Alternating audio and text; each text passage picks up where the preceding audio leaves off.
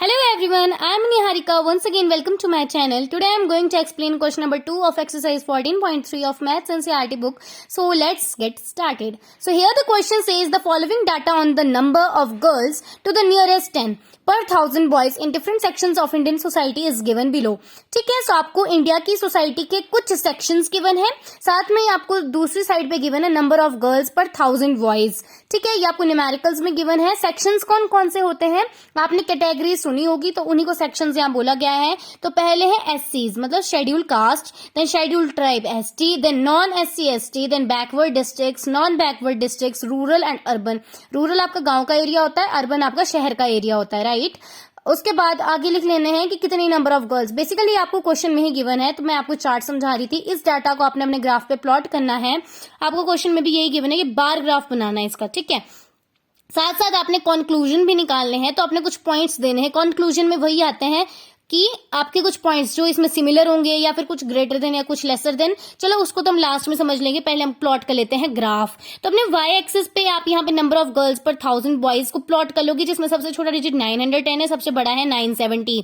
तो इससे अच्छा हम करते हैं 900 से स्टार्ट करते हैं और 1000 तक काउंटिंग लिख लेंगे. तो मैंने यहाँ पे लिख लिया 0 से 900 और इनके बीच में 20 का गैप देते हुए मैं लिख लिया 900, 920, 940, 960, 980 एंड 1000, राइट. सो ये हो जाएंगे नंबर ऑफ गर्ल्स पर 1000 बॉयज. ठीक है, नेक्स्ट साथ में आपने जो सेक्शंस है आपकी सोसाइटी के, उन्हें आपने एक्स एक्सिस पे प्लॉट कर लेना है. मैंने उनकी शॉर्ट फॉर्म लिख दी है, like SC ST, non SC ST, BD, NBD, RU. ठीक है, मतलब इनके फर्स्ट लेटर को मैंने यहाँ पे यूज किया है.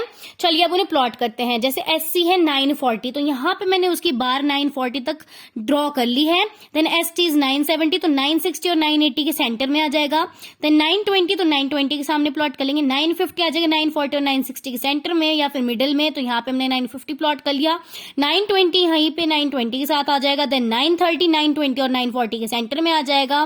देन लास्ट इज 910, तो वो 900 और 920 के सेंटर में आ जाएगा. तो इस तरीके से हमारा ग्राफ प्लॉट हो चुका है. ठीक है, अब आपने एक और चीज ध्यान रखनी है कि यहाँ पे किंक ड्रॉ करते हैं और किंक के साथ ही ग्राफ नहीं बनता, हमेशा यहाँ से थोड़ा सा हल्का सा गैप देके ही हमारे ग्राफ स्टार्ट होता है. ठीक है, और ज्यादा बेटर रहेगा कि आप इसे अपने बार ग्राफ वाला जो पेज होता है उस पर ड्रॉ करो, राइट.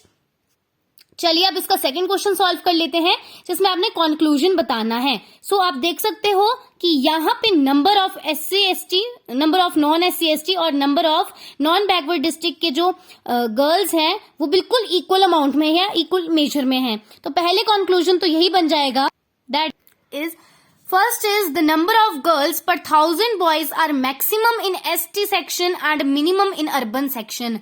मतलब आपकी जो एसटी सेक्शन की गर्ल्स थी वो सबसे ज्यादा मैक्सिमम थी एंड जो अर्बन सेक्शन की थी वो सबसे ज्यादा मिनिमम थी, राइट. नेक्स्ट है कि द नंबर ऑफ गर्ल्स पर 1000 boys in non SC ST and non backward district section is the same. मतलब गर्ल्स जो कि एससी और एसटी सेक्शन में थी, sorry non SC ST section में थी, साथ ही साथ गर्ल्स जो कि नॉन बैकवर्ड डिस्ट्रिक्ट में थी, उन दोनों का अमाउंट बिल्कुल सेम है. तो यही कंक्लूजन आपके 2 पॉइंट्स में आ जाता है, राइट.